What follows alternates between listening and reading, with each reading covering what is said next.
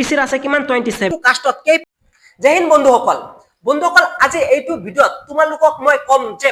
যিবোৰ ভেকেন্সি আমাৰ অসম পুলিচৰ কাৰণে আহি থাকে সেই ভেকেন্সিবোৰ কাষ্ট ওয়াইজ OBC SC নিজৰ ডিস্ট্ৰিক্টত কাষ্ট ওয়াইজ কাক কিমানটা ভেকেন্সি দিব লাগিব সেইটো চৰকাৰে কোনটো অংক কৰি কেনে ভগাই দিয়ে আমাক সকলোকে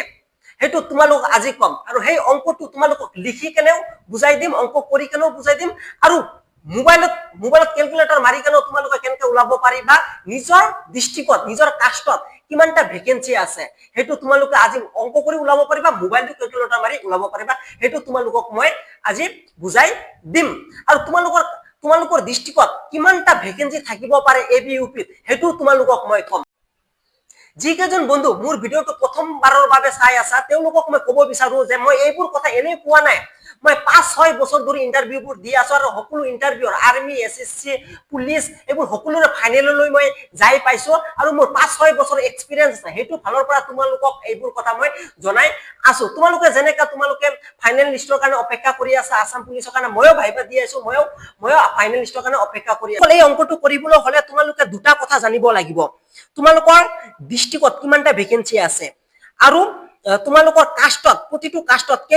কিমান পাৰ্সেন্ট কৈ ৰিজাৰ্ভেশন ৰাখিছে হেতু জানিব লাগিব OBCৰ কাৰণে 27% SCৰ কাৰণে 7% STPৰ কাৰণে 10% ST হিলছৰ কাৰণে 5% আৰু EWSৰ কাৰণে 5% আৰু বাকি যি 41% থাকিছে হেতু UR কাৰণে ৰাখিছে যত নেকি আমি সকলো হুমাব